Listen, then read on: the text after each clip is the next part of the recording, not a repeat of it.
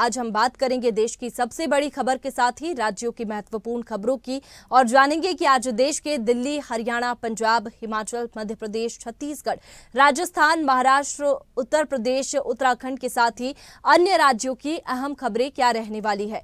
और इन अहम खबरों के लिए हमारे साथ विभिन्न प्रदेशों से हमारे संवाददाता जुड़ेंगे और इसी के साथ हमारे साथ संवाददाता राहुल मुंबई से जुड़कर हैं। राहुल, कौन सी बड़ी खबरें मुंबई में रहेगी? इसके साथ ही विशेष सत्र भी बुलाया गया है मराठा आरक्षण को लेकर, उसको लेकर के क्या कुछ अपडेट है? बता दूं, कल विशेष सत्र में विधानसभा बुलाया गया और दोनों सदन जब बुलाए गए थे, और कल महाराष्ट्र के लिए बहुत बड़ा दिन था। कल बहुत बड़ा ऐतिहासिक दिन था और कल दोनों ध्वनि मत से अब मराठा आरक्षण को पास किया और 10% आरक्षण दिया गया। और इसके साथ ही मराठाओं के लिए बहुत बड़ा खुशी का दिन था। कल गुलाल से नहा रहे थे, होली दिवाली दोनों एक संग मनाई जा रही। खुद एकनाथ शिंदे भी कल रंगों रंगों और गुलालों से नहाए हुए थे और लोगों को गुलाल लगा रहे थे और मिठाइयां खिला रहे थे। और मराठाओं के लिए तो बहुत बड़ा दिन था ही कि 10% आरक्षण जैसे शैक्षिक संस्थाओं में और नौकरियों में महाराष्ट्र में दिया जाएगा। और इसको लेके काफी दिनों से जद्दोजहद चल रही थी और अनशन पे बैठे हुए थे काफी लोग। और जिस तरह से मराठा आरक्षण आया, उसको लेके पूरे महाराष्ट्र में कल मिठाइयां बांटी जा रही थी। खासकर मुंबई में देखा जाए तो जगह जगह गुलाल से लोग नहा रहे थे और जगह जगह मिठाइयां बांटी जा रही थी। लेकिन इसको लेकर जिस तरह से अभी भी संदेह किया जा रहा है, ध्वनि मत से पास तो हो गया, विधानसभा से भी पास हो गया, विधान परिषद से भी पास हो गया, लेकिन इसमें अभी भी एक पेच फंसा हुआ है कि किस तरह से सुप्रीम कोर्ट के पटल पे ये टिक पाता है या नहीं टिक पाता है। जिस तरह से पूरे महाराष्ट्र की 28% जनसंख्या मराठाओं की है और जिस तरह से देखा जाता है कि 94% किसान मराठा जो आत्महत्या करते हैं और 21% गरीबी रेखा से नीचे जी रहे हैं मराठा, जितने मराठा समुदाय के लोग हैं। तो इसको देखते हो जिस तरह से जो ये पेज फंसा है ना, वैसे भी बता दूं, अभी भी पेज फंसा है। अभी भी 2 बार पहले भी विधानसभा में पारित हो चुका है ये मराठा आरक्षण और 2 बार सुप्रीम कोर्ट ने इसको किसी न किसी खामियों की वजह से इसको निरस्त कर दिया है। और इसको देखते हुए विपक्ष और सत्ता पक्ष कल नामबंद तो थे, एक संग ध्वनि मत से पारित तो कर दिया, लेकिन अभी भी एक पेज ये फंसा हुआ है कि जो नेतृत्व कर रहे थे मराठा समुदाय के मनोज जरांगे पाटिल अभी भी अनशन पे है। उनकी तबीयत काफी खराब है। उनसे जब हम लोगों ने पूछा, मीडिया कर्मियों ने पूछा, तो उनका यही कहना है कि पहले भी 2 बार मराठा आरक्षण कैंसिल हो चुका है। अभी भी सुप्रीम कोर्ट को कि ये आनंद पानन में किया गया सब कार्य है, क्योंकि लोकसभा चुनाव पास में आ चुका है और लोकसभा को देखते हुए विधान परिषद को विशेष सत्र को बुलाया, जैसे मैच फिक्स हो जाता है उसी तरह से ये फिक्सिंग हुई है और बुला के खुद मराठाओं को खुश करने की कोशिश की गई है।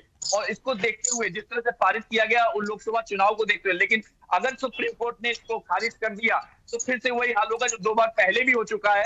ये तीसरी बार मराठा आरक्षण के लिए तत्पर। लेकिन हम स्वदेश में हम लगातार 10 दिन से कवरेज कर रहे थे और 10 दिन से ही बताने की कोशिश कर रहे थे कि 10% मराठा आरक्षण मिल सकता है, और वही 10% मराठा आरक्षण स्वदेश की मोहर लग गई इस न्यूज पे कि 10% मराठा आरक्षण को पारित कर दिया गया।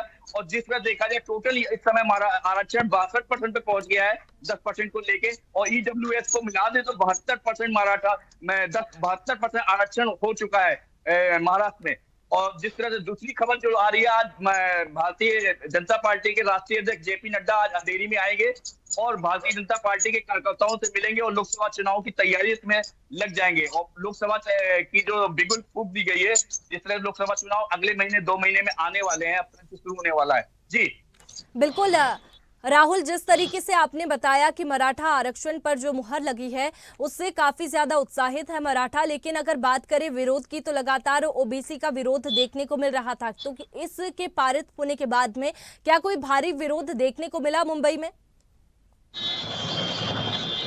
आप सब ठीक कह रही हैं, यही पेज फंसा हुआ है कि सुप्रीम कोर्ट ने 2 बार पहले भी इसी बात का निरस्त किया था और अभी आशंका है कि ओबीसी के जो आरक्षण उसी में से मराठा आरक्षण को दिया जा सकता है, कोई भी नई नियम नहीं लागू किए जा सकते। लेकिन जबकि एकनाथ शिंदे और देवेंद्र फडणवीस ने कल बोला कि हम जिस तरह से ऑब्जेक्शन जितने भी सुप्रीम कोर्ट ने लगाए थे उन ऑब्जेक्शन की जितने भी फिलअप करके उनकी पूरी तरह से तैयारी करके आरक्षण को लागू किया गया है। लेकिन विपक्ष का कहना है कि ये पहले की तरह ही सेम बनाया गया है और इसको देखते हुए ये जब भी सुप्रीम कोर्ट में चैलेंज होगा, सुप्रीम कोर्ट में जब जा चुका है, चैलेंज किया जा चुका है, तो उसके पटल पे ये लुढ़क जाएगा और ये मराठा आरक्षण फिर से निरस्त हो जाए। केवल ये लोकसभा चुनाव के लिए आनंद पानन में मराठा आरक्षण को लेके आया है। हमारे साथ में अनिरुद्ध जुड़े हुए हैं भोपाल से।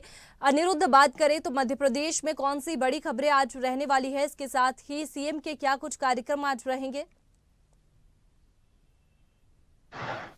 से भारतीय जनता पार्टी मध्य प्रदेश में अपना मिशन छिंदवाड़ा शुरू करने जा रही है। और जहां तक बात करें तो पिछले 3 से 4 दिनों से मध्य प्रदेश का छिंदवाड़ा न केवल भोपाल में या मध्य प्रदेश में चर्चित था बल्कि देश भर में चर्चित था, क्योंकि यहां के बड़े नेता जो कांग्रेस के बड़े नेता कहलाते हैं, पिछले 4 दशक से ज्यादा समय से वे कांग्रेस की राजनीति में सक्रिय हैं और बड़े बड़े पदों पर रहे कमलनाथ, वे और उनके सांसद पुत्र जो छिंदवाड़ा से सांसद हैं, एकमात्र सांसद मध्य प्रदेश के, वो चर्चाओं में थे कि वो भारतीय जनता पार्टी ज्वाइन करेंगे नहीं करेंगे, वे संन्यास लेंगे या मध्य प्रदेश की राजनीति में वापस लौटेंगे, या फिर वे कांग्रेस पार्टी के नेताओं पे दबाव डाल रहे हैं, या फिर वे भारतीय जनता पार्टी के रणनीतिकारों पे कुछ दबाव डाल रहे हैं। तो इन सब के बीच आज एक बड़ा महत्वपूर्ण दौरा है जो मध्य प्रदेश के मुख्यमंत्री डॉक्टर मोहन यादव का है। डॉक्टर मोहन यादव आज छिंदवाड़ा जा रहे हैं और छिंदवाड़ा में न केवल वे वहां एक रोड शो करेंगे बल्कि एक सभा भी लेंगे, और छिंदवाड़ा के साथ साथ आज वे बालाघाट भी जाएंगे, वहां भी कई विकास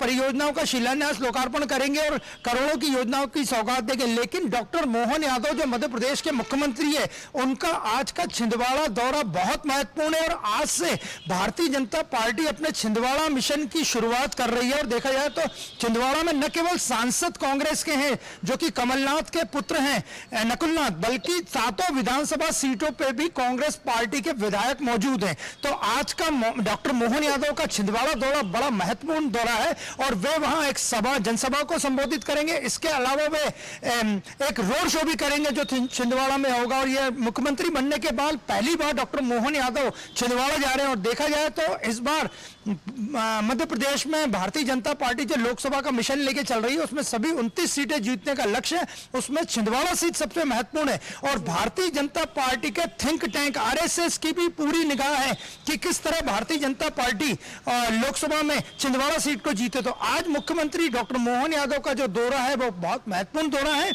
और छिंदवाड़ा में वे लगभग 3 घंटे से ज्यादा समय तक रहेंगे। बिल्कुल, छिंदवाड़ा में सेंध लगाने की कोशिश बीजेपी करेगी लोकसभा चुनाव में। हमारे साथ में अवनीश गुप्ता जी जुड़े हुए हैं उत्तराखंड से। अवनीश जी, कल देखा कि रामलला के दर्शन के लिए पूरी कैबिनेट अयोध्या पहुंची, किस तरीके का उत्साह देखा गया, इसके साथ ही आज क्या कुछ कार्यक्रम रहेंगे? जी बिल्कुल वैष्णवी, देखिए जिस तरीके से कल पूरी कैबिनेट जो है रामलला के दर्शन करके आई है, उसको लेके कैबिनेट के जो मंत्री हैं उनमें काफी उत्साह था। उनका कहना था कि बड़े सौभाग्य की बात है कि यहाँ पे रामलला के दर्शन हुए और देश की प्रगति के लिए, राष्ट्र की प्रगति के लिए जो है उन्होंने वहाँ पे दुआएं मांगी। और जिस तरीके से यहाँ पे पुष्कर सिंह धामी जो है विकास कार्य कर रहे हैं, उनके लिए भी जो है यहाँ पे दुआएं की बात इन्होंने कैबिनेट के मंत्रियों ने की है। वही दूसरी ओर जो है कांग्रेस ने इस पे भी तंज कसने से गुरेज नहीं किया। उनका कहना था कि ठीक है, रामलीला का जो दर्शन है ये आस्था का मामला है, बिल्कुल अच्छी बात है और सबको आस्था होनी चाहिए। परंतु जिस तरीके से उन्होंने जो है यहाँ पे इसका राजनीतिकरण करने की बात कही है और सरकारी खर्चे पे कही है, ये एक सोचने वाली बात है। तो इसको जो है रामलला का दर्शन नहीं कहा जा सकता था, ये एक जो है राजनीति जो है राजनीति के तहत इसको देखा जा सकता है। वही दूसरी ओर अगर आज बात करें राजनीति की, तो जो राष्ट्रीय अध्यक्ष है इनकी महिला की कांग्रेस की, वो कल अलका लांबा यहाँ पे देहरादून में पहुंच रही है और इनका एक न्याय सम्मेलन हो रहा है, नारी न्याय सम्मेलन हो रहा है, उसको वहां पे संबोधित करेगी। और बात यहाँ पे ज्योति रैतोला जो है इनकी प्रदेश अध्यक्ष महिला प्रकोष्ठ की, उनका कहना था कि जिस तरीके से आज नारियों का यहाँ पे अपमान हो रहा है, नारियों ऑडियो नहीं है अभी बाकायदा जो है वो गांव-गांव और जो हर बूथ स्तर पे इसको जो है यहाँ पे वो बताने का कार्य करेगी।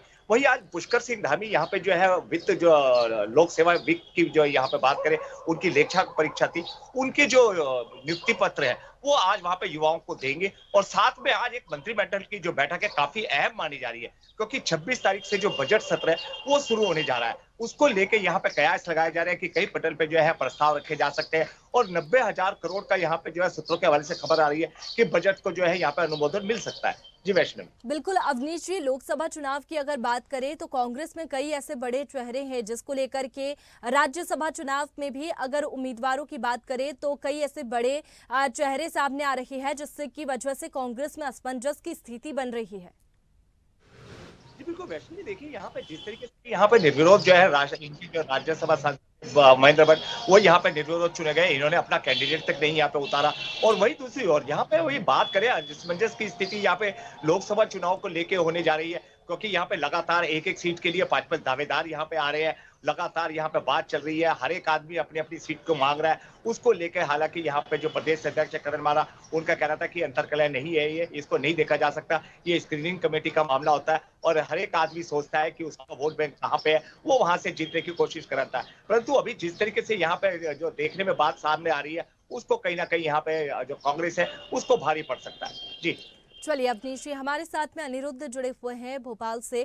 अनिरुद्ध, अगर बात करें छिंदवाड़ा की, तो छिंदवाड़ा दौरा सीएम डॉक्टर मोहन यादव का है। इसके साथ ही कल कांग्रेस की बात करें तो एक बड़ी बैठक कांग्रेस में रखी गई थी, जिसमें कमलनाथ वर्चुअली शामिल हुए थे और एकजुटता पर फोकस था इस बैठक में। इसके साथ ही भारत जोड़ो न्याय यात्रा को लेकर के क्या कुछ अपडेट है, क्या कुछ तैयारियों को लेकर चर्चा हुई इस बैठक में? देखिए, जहां तक बात करें हम पूर्व मुख्यमंत्री कमलनाथ की, तो आज वे दिल्ली में रहेंगे और कल वे वर्चुअली भारत जोड़ो न्याय यात्रा की जो मध्य प्रदेश यूनिट की बैठक थी भोपाल में, उसमें जुड़े थे। लेकिन आज जहां कमलनाथ दिल्ली में है, वहीं मध्य प्रदेश के मुख्यमंत्री डॉक्टर मोहन यादव छिंदवाड़ा पहुंचेंगे। तो आज सभी की निगाह भारतीय जनता पार्टी और कांग्रेस दोनों पर रहेगी। कमलनाथ जहां दिल्ली में है, वहीं डॉक्टर मोहन यादव आज छिंदवाड़ा में पहुंचेंगे और आज से भारतीय जनता पार्टी अपना मिशन छिंदवाड़ा लोकसभा चुनाव के लिए शुरू करने जा रही है। और जहां तक बात करें हम राहुल गांधी की भारत जोड़ो न्याय यात्रा की, तो कल मध्य प्रदेश के कांग्रेस के प्रभारी भंवर जितेंद्र सिंह खुद मौजूद थे भोपाल में। पीसीसी में उन्होंने घंटों तक बैठकें ली, अलग अलग विधायकों से मिले, पदाधिकारियों से मिले। पीसीसी चीफ जीतू पटवारी उनके साथ में थे। और आज भी राहुल गांधी की भारत जोड़ो न्याय यात्रा जो मध्य प्रदेश से अगले कुछ दिनों बाद गुजरने वाली है, उसको लेके आज भी बैठक है। बैठकों का दौर लगातार चलेगा। विधायकों ने उनसे चर्चा की और कुछ विधायकों ने भंवर जितेंद्र सिंह, जो कि मध्य प्रदेश कांग्रेस कमेटी के प्रभारी हैं, उनको शिकायत की है प्रदेश अध्यक्ष जीतू पटवारी की, कि जीतू पटवारी वर्तमान जो विधायक हैं, इस वक्त देखा जाए तो 230 विधानसभा सीटें मध्य प्रदेश में हैं, जिनमें से 66 विधायक कांग्रेस के हैं। तो कल जब भंवर जितेंद्र सिंह ने बैठक ली, तो कुछ विधायकों ने उन्हें शिकायत की है कि जीतू पटवारी से उनका वार्तालाप ठीक से नहीं हो पाता। यानी जीतू पटवारी जो प्रदेश अध्यक्ष में है, उनकी और वर्तमान जो सिटिंग एमएलए कांग्रेस के मध्य प्रदेश में कई विधायकों का जीतू पटवारी के साथ कम्युनिकेशन ठीक नहीं है। इसकी शिकायत उन्होंने बाकायदा भंवर जितेंद्र सिंह मध्य प्रदेश कांग्रेस के प्रभारी को दी है। तो ये कांग्रेस के लिए लोकसभा चुनाव को देखते हुए बड़ी गंभीर शिकायतें हैं और आज इस पे भी प्रदेश प्रभारी कुछ चर्चा कर सकते हैं और विधायकों से। तो कुल मिलाकर देखा जाए तो आज भी राहुल गांधी की जो भारत जोड़ो न्याय यात्रा मध्य प्रदेश से गुजरने वाली है, उसको लेके, उसके रूट को लेके, उसके प्रभारियों को लेके, उसके लिए जो समितियां बनी उसको लेके आज एक कांग्रेस मध्य प्रदेश कांग्रेस के मुख्यालय भोपाल में एक बड़ी बैठक है। बिल्कुल, राहुल गांधी की भारत जोड़ो न्याय यात्रा मध्य प्रदेश में प्रवेश करेगी, उसके पहले ही बयानबाजी का दौर भी शुरू हो गया है। हमारे साथ में राहुल पुजारी मुंबई से जुड़े हुए हैं। राहुल, अगर बॉलीवुड की बात करें मुंबई से, तो कौन सी बड़ी खबरें वहां से निकलकर सामने आ रही है? मैं बता दूं, बॉलीवुड की अगर खबर की बात करें, योद्धा की कल टीजर लॉन्च हो चुका है और योद्धा के टीजर लॉन्च होने के बाद सिद्धार्थ मल्होत्रा फिर से एक बार सुर्खियों में आ चुके हैं। और सिद्धार्थ मल्होत्रा जैसे टीजर लॉन्च हुआ, उससे काफी लाखों करोड़ लोग लाइक करना शुरू कर दिया। और ये बहुत दिन बाद उनकी भी एक मूवी आ रही है। पिछली मूवी तो उनकी हिट हुई थी सिद्धार्थ मल्होत्रा की, लेकिन ये दूसरी मूवी जो आ रही है, वैसे खान ब्रदर्स की कोई मूवी 2024 में आने को नहीं है। तो ये कलाकारों के लिए तो बहुत ज्यादा अपॉर्चुनिटी है कि इनकी पिक्चर हिट होंगी और 100 करोड़ के क्लब को पार करेंगे। और टीजर कल लॉन्च हो चुका है योद्धा। और क्रिकेट जगत की बात करें तो क्रिकेट जगत में जिससे यशस्वी जायसवाल ने दोहरा शतक मारा इंग्लैंड के खिलाफ, उनके भी फैन फॉलोअर्स बहुत काफी बढ़ चुके हैं। और देखते हुए कल आजाद मैदान में वो आए भी थे, जहां वो प्रैक्टिस किया करते थे और अपने बुरे दिनों में जब उनके पास कुछ नहीं हुआ करता तो वहीं आजाद मैदान में सोया करते थे। तो कल जब वो आजाद मैदान में आए तो उनको देखने के लिए काफी भीड़ उमड़ गई। और जब उनसे पूछा गया, मीडिया कर्मियों ने पूछा, हम लोगों ने पूछा कि कैसे किया, तो उन्होंने कहा मेरी कड़ी मेहनत की वजह से आज दोहरा शतक जो डबल सेंचुरी मारी इंग्लैंड के खिलाफ और इंग्लैंड को पस्त कर दी। तीसरी जो बड़ी खबर आ रही है शेयर मार्केट को लेकर आ रही है। शेयर मार्केट कल 350 अंकों के साथ बॉम्बे स्टॉक एक्सचेंज ऊपर चढ़ के बंद हुआ और 73,500 पे बंद हुआ, 73,050 पे बंद हुआ। और जो जितने पीएमसी बैंक थे, जितने रिलायंस और अडानी के शेयर से 2 से 3% ऊपर चढ़कर भी बंद हुए। जी वैष्णवी, बिल्कुल, ये तमाम बड़ी खबरें मुंबई से आ रही थी। बहुत शुक्रिया आपका तमाम जानकारी के लिए। अनिरुद्ध, आपका भी बहुत शुक्रिया। अवनीश, आपका भी बहुत शुक्रिया तमाम जानकारी हम तक पहुंचाने के लिए। अगर आपको हमारा वीडियो पसंद आया तो लाइक, शेयर, कमेंट, सब्सक्राइब करें, बेल आइकन का बटन दबाएं। हमारी वेबसाइट स्वदेशलाइव.com पर जाना ना भूलें।